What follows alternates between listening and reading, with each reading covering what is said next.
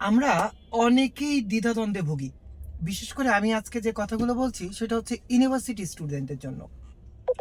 আপনারা অনেকেই আমাকে চেনেন কর্পোরেট ইন্ডাস্ট্রিতে অ্যাজ এ কর্পোরেট ট্রেনার এবং সলিউশন এক্সপার্ট হিসেবে। আজকে যে গল্পটা করতে যাচ্ছি সেটা হচ্ছে, স্বপ্ন তো অনেকেই দেখে, কিন্তু এই স্বপ্ন বাস্তবায়ন করতে পারে কয়জন?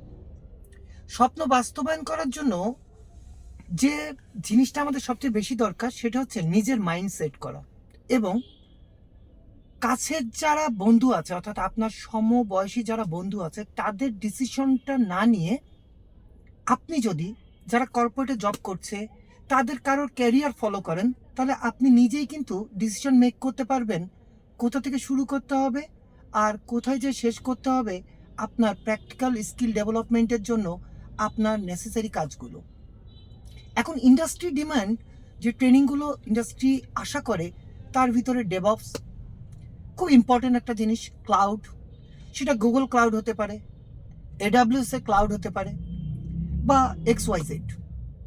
সুতরাং এই যে ভার্চুয়ালাইজেশন, ক্লাউড কম্পিউটিং, পালালতো, চেকপয়েন্ট, ফর্টিনেট, ফর্টিগেটের মতো যে ট্রেনিংগুলো এখন ইন্ডাস্ট্রিতে এসেছে, SD1 যে টেকনোলজিগুলো ইন্ডাস্ট্রিতে এসেছে, সেগুলো যেমন আপনাকে জানতে হবে, তার থেকে বেশি জানতে হবে একটা ফ্রেশার হিসেবে।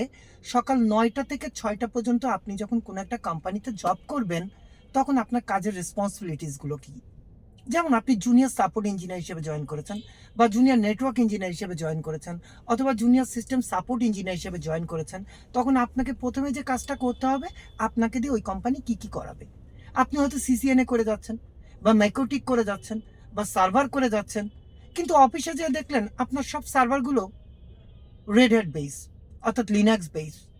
তাহলে আপনি যদি ধরে ধরে রেসপন্সিবিলিটিস ধরে ধরে কাজগুলো শিখেন, এক্সাম্পল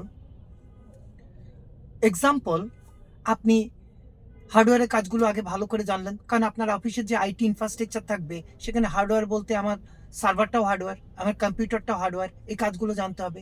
IP টেলিফোন সার্ভারগুলো দিয়ে কিভাবে নেটওয়ার্কিং করা যায়, কিভাবে ওয়াইফাই অ্যাক্সেস পয়েন্টের কাজগুলো করা যায়, CCTVর কাজগুলো করা যায়, এই কাজগুলো আপনাকে প্রথমে জানতে হবে।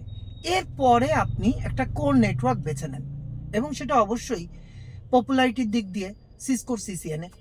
তারপরে আপনি চলে যান সার্ভারের দিকে। খেয়াল রাখতে হবে, একটা ফ্যামিলিতে যেমন বাবা এবং মা থাকে, ঠিক একটা অর্গানাইজেশনে মাইক্রোসফটের সার্ভারও থাকবে, লিনাক্সের সার্ভারও থাকবে, হয়তো মাইক্রোসফটের অ্যাক্টিভ ডিরেক্টরি, ওদিকে লিনাক্সের মেইল সার্ভার। তাহলে এভাবে যদি আপনি ক্যারিয়ারটাকে সিগমেন্ট আকারে ভাগ করেন, তাহলেই আপনি সফল। আর এই সফলতা পেতে আপনি যে কোনো সময়, এই গাইডলাইনগুলো পেতে যে কোনো সময় নিচে দিয়ে আমার হোয়াটসঅ্যাপ নাম্বারে কথা বলে ফ্রি কনসালটেন্সি নিতে পারেন। আমি সবসময় চাই নতুন প্রজন্ম এগিয়ে যাক সফলতার দিকে, সফলভাবে, দক্ষতার সাথে। ভালো থাকবো সবাই। Thank you.